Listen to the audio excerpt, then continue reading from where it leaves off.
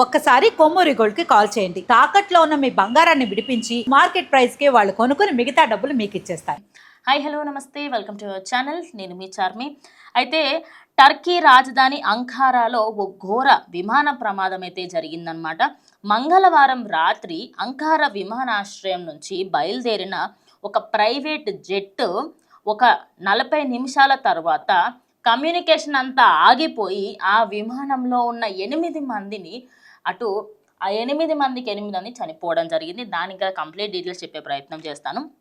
అయితే ఈ ప్రమాదంలో లిబియా దేశానికి సంబంధించి లిబియా దేశ సైన్యాధ్యక్షుడు అలీ సహా మొత్తం 8 మంది ఈ ప్రమాదంలో అయితే చనిపోవడం జరిగింది. ఈ విమానానికి సంబంధించి దానికి కన్వర్జేషన్ ఏదైతే మనకి కిందికి కన్వర్షన్ అంతా మాట్లాడుతూ ఉంటారు, కమ్యూనికేషన్ మొత్తం ఆగిపోయింది ఒక సెకండ్కి. అది 8:30కి స్టార్ట్ అయింది. 8:30కి స్టార్ట్ అయిన ఈ ప్రైవేట్ జెట్ ఏదైతే ఉందో అందులో 8 మంది ఉన్నారు. 3 మెంబర్స్ క్రూ అండ్ మిగతా 5 మెంబర్స్ వాళ్ళు అండ్ సైన్యాధ్యక్షుడు. అయితే అక్కడ ఏమైంది అంటే ఫస్ట్ అండ్ ఫార్మోస్ట్ థింగ్, అక్కడ స్టార్ట్ అయినప్పుడు అంకారాలో స్టార్ట్ అయినప్పుడు బాగానే ఉంది. దాని తర్వాత కొద్దిసేపటికి అంటే ఆల్మోస్ట్ ఒక 40 మినిట్స్ తర్వాత 70 కిలోమీటర్స్ దాటి వెళ్ళిపోయిన ఈ ఫ్లైట్ సడన్గా కమ్యూనికేషన్ అదేవిధంగా కంప్లీట్గా షట్ డౌన్ అయిపోయి గాల్లోనే చక్కర్లు కొడుతూ భూమిపైన అంకారా దగ్గర వచ్చి పడింది అనమాట. అయితే దీంట్లో ప్రధానంగా ఈ ఏదైతే ఫ్లైట్ ఉందో దీని పేరు ఫాల్కన్ 50. ఈ రకానికి చెందిన జెట్ అని గుర్తించడం జరిగింది. ఇది 1988 నుంచి కూడా ఇది అప్పట్లోనే వైఫై టెక్నాలజీ మీద నడుస్తుంటే కంప్లీట్గా అంటే ఎక్కడా కూడా ఒక తప్పు జరిగే అవకాశం 1% కూడా లేదు. కానీ ఎందుకు జరిగింది అని చెప్పేసి ఇప్పుడు చాలామంది అయితే దాని గురించి మాట్లాడుకుంటూ ఉన్నారు. అయితే ఈ రాత్రి స్టార్ట్ అయిందనమాట అంకారా నుంచి. అంకారాలో స్టార్ట్ అయిన ఈ విమానాశ్రయానికి సంబంధించి అక్కడ వాళ్ళు లిబియాకి వెళ్ళారు. అక్కడ నుంచి ఏరియాలో అంతా కూడా వాళ్ళు పర్సనల్గా కాకుండా ప్రొఫెషనల్గా వర్క్ పైన వెళ్ళడం జరిగింది. వెళ్ళిన వర్క్ మీద అక్కడి నుంచి రిటర్న్ వస్తున్న సమయంలో ఇది జరగడంతో చాలామంది సంతాపం వ్యక్తం చేస్తున్నారు. ఎందుకంటే వర్క్ ప్రెమిసెస్లో ఎవరికైనా ఏమన్నా అయితే అది అసలు ఎవరు కూడా మర్చిపోలేని విధంగా ఉంటుంది కదా. సో అదేవిధంగా ఈ ఫ్లైట్ అనేది 40 నుంచి 42 నిమిషాల తర్వాత ఎందుకు అయింది? అప్పటి వరకు కమ్యూనికేషన్ బాగానే ఉంది, అంతా బాగానే ఉంది, ఇంకా కొద్దిసేపట్లో ల్యాండ్ అవుతుందేమో అని అనుకునే సమయానికి ఇలా అవ్వడానికి గల కారణాలు ఏమిటి? ఈ ప్రమాదంలో ఎవరు ప్రాణాలతో బయటపడలేదు. 1-2 అలా కూడా కాదు, కనీసం ఎవరికైనా గట్టిగా గాయాలయ్యే అలా కూడా లేదు. ఎందుకంటే అది గాల్లో మీకు ఆ విజువల్స్ పెట్టించే ప్రయత్నం చేస్తాను. ఎందుకంటే యూట్యూబ్ గైడ్ లైన్స్ ప్రకారంగా అది పెట్టే అవకాశం అనేది మనకు లేదు. ఉంటే నేను ఖచ్చితంగా పెట్టించేదాన్ని. ఆ ఫొటోస్ అయితే మీకు ఖచ్చితంగా పెట్టిస్తాను. అది ఇలా చక్కర్లు కొడుతూ కంప్లీట్గా ఒక్క దగ్గరకు వచ్చి ఒక బ్లాస్ట్ లాగా అయిందనమాట. చూసినప్పుడు అరే ఏంది ఇంత ఘోరంగా అయిందని చెప్పేసి అక్కడ విమానాశ్రయానికి సంబంధించి ఘటనా స్థలంలో 8 మంది మృతి చెందినట్టుగా అక్కడ టెక్నికల్ టీమ్ అదేవిధంగా మనకి రెస్క్యూ టీమ్ ఉంటుంది కదా, వాళ్ళందరూ కూడా చెప్పడం జరిగింది. రెస్క్యూ టీమ్ చాలా లేట్గా అక్కడికి వెళ్ళిందని తెలుసు. ఎందుకంటే అయింది అని చెప్పేసి కూడా చాలా అంటే చాలా లేట్గా తెలిసింది. సో ఇప్పుడు దీనికి సంబంధించి మరణించిన వారిలో కీలకంగా సైనిక అధికారులు ఉండడంతో లిబియా రక్షణ విభాగం పెద్ద దిక్కును కోల్పోయిందనేది చెప్పాలి. అయితే టర్కీ నుంచి ఇటు మన లిబియాకి వస్తుంది. నార్మల్గా నేను ఇందాక అన్నట్టు అటు లిబియాకి సంబంధించి అక్కడికి వాళ్ళు వెళ్ళి వాళ్ళ వర్క్స్ అన్ని కంప్లీట్ చేసుకుని రిటర్న్ వస్తున్నారు.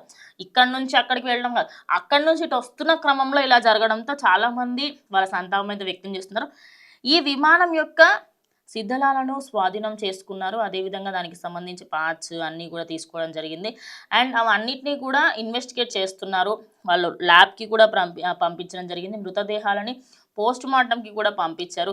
అండ్ అదే కాకుండా ఈ ఫ్లైట్కి సంబంధించి అసలు ఎందుకు జరుగుతుంది, దానికి దారి తీసిన గల ఖచ్చితమైన కారణాలు ఏమిటి అని చెప్పేసి కూడా ఇప్పుడు అందరైతే దాని గురించి రీసెర్చ్ చేస్తూ ఉన్నారు.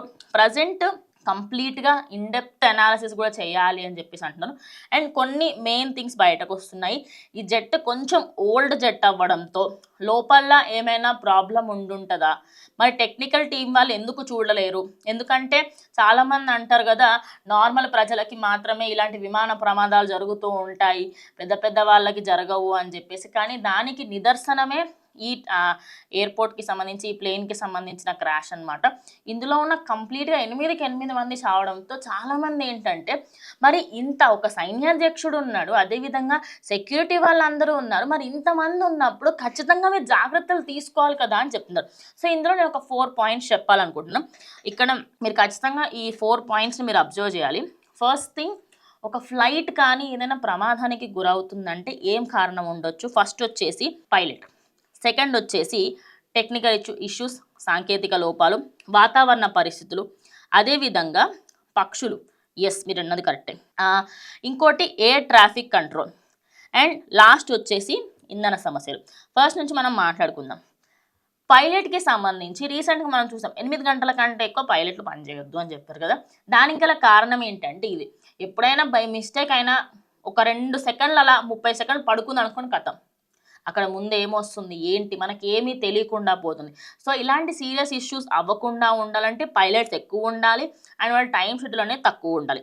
నెక్స్ట్ సాంకేతిక లోపాలు, విమానంలో ఇంజన్ ఆగిపోవడం, సడన్గా ఆగిపోవడం, కొన్నిసార్లు అది ఆగిపోవడానికి కూడా టెక్నికల్కి సంబంధించి వాళ్ళు టెక్నికల్ ఇష్యూస్ సరిగ్గా చూడకపోయినా అండ్ చిన్న లోపాలు ఉంటాయి అన్నమాట. ఏదన్నా ఒక చిన్న స్క్రూ ఊడిపోయినా, నిజం చెప్తున్నా, పెద్ద వాటికి చిన్న స్క్రూలు గివి ఊడిపోతే ఏం కాదు, కానీ ఒక ఫ్లైట్కి సంబంధించి ఏమైనా ఒక చిన్నది ఊసిపోయినా కూడా ఖచ్చితంగా అది ఒక పెద్ద సమస్యగానే మారుతుంది.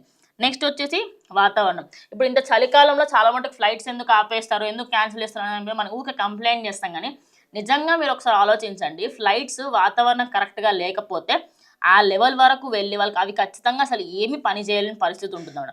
నెక్స్ట్ వచ్చేసి మనకి పక్షులు, బర్డ్స్ ఒక్కొక్కసారి గాల్లో అలా వచ్చి ఢీ కొడతాయి అన్నమాట.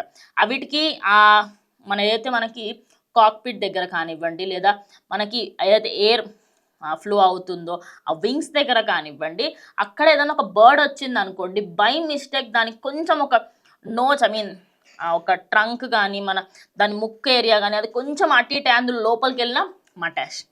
నెక్స్ట్ వచ్చేసి ఎయిర్ ట్రాఫిక్, విమాన మార్గాలను నిర్దేశించడంతో గ్రౌండ్ కంట్రోల్ సిబ్బంది చేసే చిన్న పొరపాట్లు అన్నమాట ఇవి. ఇక్కడ నార్మల్గా మనం కింది నుంచి మాట్లాడుకుంటే 2 విమానాలు ఢీకొట్టడం, ఇది చాలా రేర్గా జరుగుతుందండి సినిమాలలో, అక్కడికి చూడడం, రియల్ లైఫ్లో జరగదన్నమాట.